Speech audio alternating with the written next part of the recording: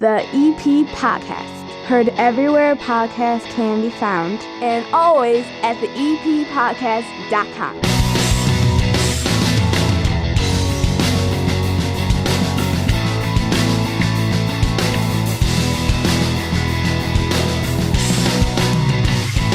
And welcome down to the EP Podcast. My name is Chris Lanuti. I'm one of your neighbors here in Evergreen Park, and I bring you the EP Podcast from my 9-foot homemade oak bar in my basement right here in Evergreen Park with my co-host Hannah Beth. And we give you an on-demand show that's 30 minutes of good in a world of dumb that comes out each and every Monday. This, though, is the Weekend Update, a chance for you to catch up on everything going on this weekend in Evergreen Park and to stay informed. It's not exactly 30 minutes, but we try to feature a few different things, and it's all brought to you by the First National Bank of Evergreen Park. I'm a big fan of those folks over there in that iconic building over on 95th and Pulaski with the big clock tower, and honored that they sponsor this show. During these uncertain times, the right resources, strong support system can make all the difference, and the First National Bank of Evergreen Park is here for you with personalized service and great offers. Plus, they provide the steady, reliable support of the entire Wintrust Community Bank family. And now, when EP Podcast listeners open up a Total Access checking account, you get a $300 bonus. And this is how you do it. You go to bankevergreenpark.com/EPPod and open up the account with that link. The link is also in the show notes for this episode and every episode of the EP Podcast. Depending on what podcast player you're using, you may be able to click through right there. Otherwise, go to bankevergreenpark.com/EPPod. $100 required to open. Requirements to qualify. Must use link to apply. Member FDIC. The live show on Thursday night had a lot of fun. We're going to give you a few sound bites from it, including part of the interview that you will hear in its entirety with the two superintendents currently overlooking District 124 here in Evergreen Park, talking about opening up schools, getting the kids back in classrooms, their plans, their worries, their concerns, how they settle disputes between each other. The entire thing's on Monday. You're going to get a taste of it, though, later on here in this Weekend Update. First, though, let's take a look around Evergreen Park. It should be a great weekend.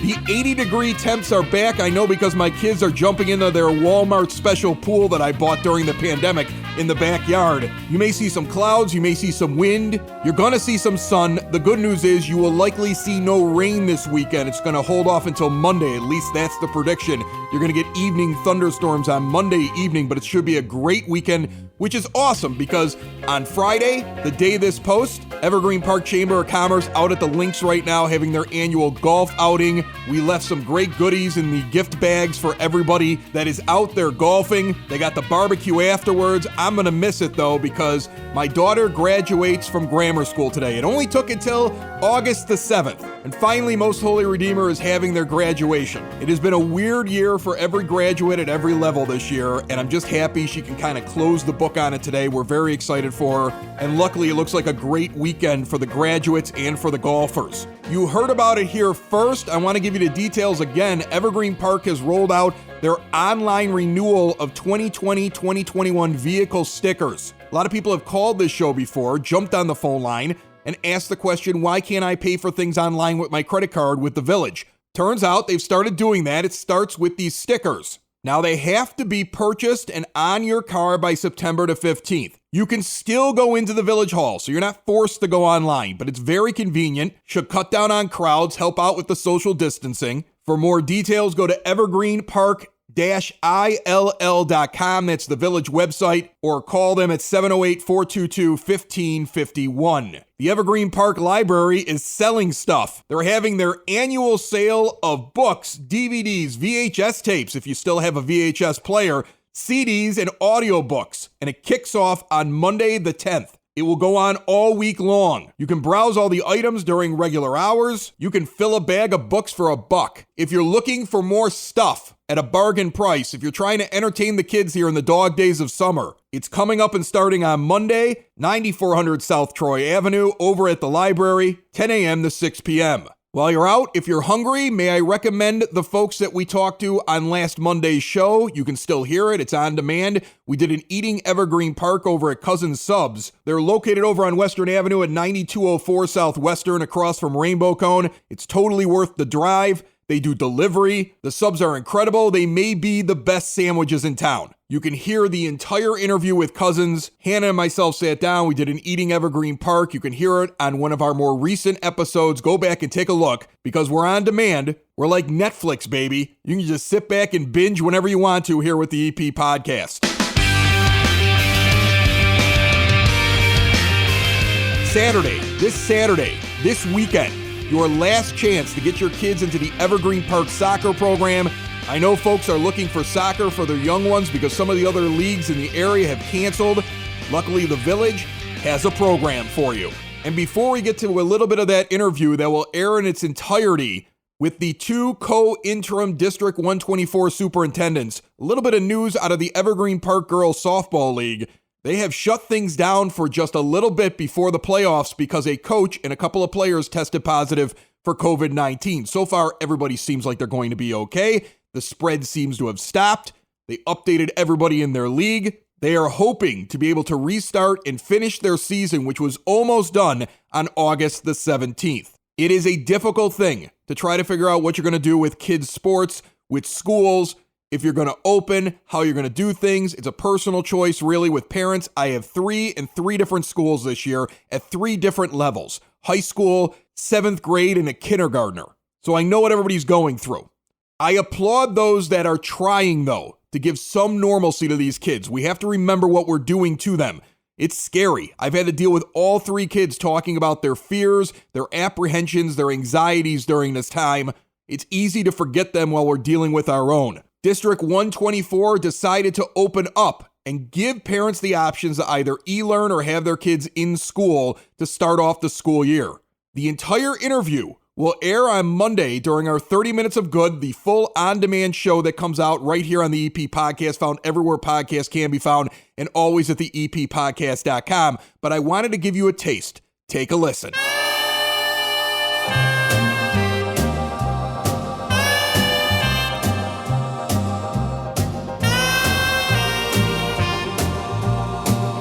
Joining me on the phone line right now on the EP Podcast, we've had their predecessor on a couple of times, but he's moved on, Dr. Robert Machek.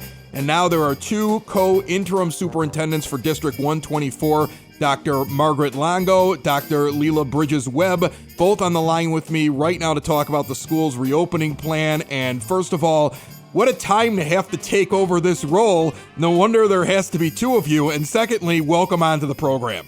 Oh, thank you, Chris. Good morning, and we're so happy to be joining your podcast, and really excited about sharing with you the plans that we've been putting together to start school. Yes, they're daunting times, but we are feel like we're meeting the challenge, and we're not doing it alone. We have over 75 people plus a community partnership with Christ Hospital helping us work on a safe opening for schools for our children. How daunting is the task, if you could kind of sum it up for me? Because this is something that some school districts have just thrown up their hands and said, we're not even going to try to bring the kids back into the building. I want to say, first of all, I commend you for giving it a shot here, because I think most people understand, and we had Dr. David Beckman, who's a local physician. He's one of the leading people in the area in terms of doing COVID testing. He started doing the drive-up testing, I think, back in March. He was doing the antibody testing before anybody else in the area had it. He comes on every once in a while and gives us the data, and he was just recently on the show. And I think a lot of people understand that this is more of a safety question for the teachers and also those that the kids may bring the disease back to, whereas for the kids, the mortality rate is extremely low. There's a lot of data that says that it's very hard for them to pass it around, and they're probably the safest of the entire bunch. But you have to deal with a lot of public pressure, you have to deal with a lot of fears and worries of parents, and you have to figure out how you're going to be able to get these kids the best education you can, at least to start off this year, and hopefully by the back end things are better. How daunting is this task for you? Well, you want to talk to us at 3 o'clock in the morning, or do you want to talk to us? It's like these are things that we wake up about at night. One, child sick is too many. One staff member sick is too many. So we've been putting systems in place that are processes and procedures, routines and rituals, working with our team. So for instance, every child will have a tri-fold shield on their desk. Everyone will be required to wear masks, as we are doing right now when we're talking to you. Teachers will travel, children will not. There will always be distancing in the classroom. We purchase PPE for our staff members. They will be wearing masks. They have the option of putting an additional shield on. If there's private conversations with children, we have additional shields built. Our offices have plexiglass shields that have been built. It will look different. I mean, it will be a very different start to the school year. And yes, it is daunting, but we know that our children need to be in school. So we're providing, working with our administrators, working with our teachers union, working with our parents, working with our board members to provide the most safe environment for everyone. And again, one person sick is too many for us. So we have cleaning and disinfecting procedures in place. Bathrooms are going to be disinfected every single hour. When teachers can't use the same space without it being disinfected before they move into that space. We are crossing our T's and dotting our I's, and we are praying at the same time. Yeah. In addition to what Dr. Longo just stated, we will have temperatures taken every day before when they enter the building, students and staff. We will also we're retrofitting our water fountains so that they are touchless and students can bring their water bottles. Again, we talked about the disinfecting and cleaning and disinfecting, not only on a daily basis for classrooms, an hourly basis for our restroom areas and other facilities. So we're just trying to do what's best. And you're right, it is daunting, but we believe schools are to do what's best for children and as well as staff members as well. And we believe that we've, again, tried to cross all the T's and dotted all the I's. And it's exciting, but it's also a little scary. The remainder of that interview will be on in its entirety this Monday on demand on your podcast player at theeppodcast.com. John Brand is also going to be on the show. We're going to taste a brand new American Stout that Open Outcry has put out just recently, and much, much more. Should be a packed show. Remember, if you ever want to give us a call and leave a message, talk about anything, comment on something you've heard, or ask a question, 708-459-8406. That voicemail is available 24/7, 365 days a year. Make sure you give it a ring. I want to end the show congratulating the Most Holy Redeemer class of 2020, mainly because I have a kid in that class graduating this weekend. I know it's weird, kids. It has not been exactly what you expected, but trust me, you'll remember it for the rest of your lives. Have a great weekend. Congratulations on finally reaching the finish line, just in time to start high school. This is the EP Podcast. We will see you Monday on demand. Make sure you are subscribed, share the show, tell your friends. We cover everything Evergreen Park, and we will see you soon. Have a great weekend, everybody. Bye-bye. Look at all those people in this great suburb, driving down 95th and Kedzie. What a great place. It's called Evergreen Park, but we know it better as the EP. We're known for more than just the Unabomber. Remember Ted Kaczynski? You guys might even remember that big old rooster on 95th Street. It's all part of EP's history.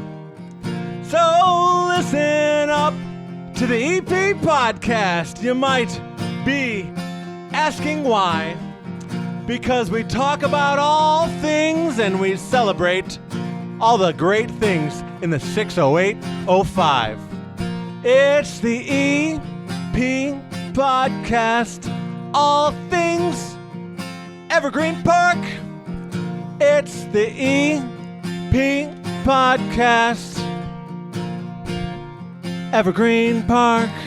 The EP Podcast. Heard everywhere podcasts can be found, and always at theeppodcast.com.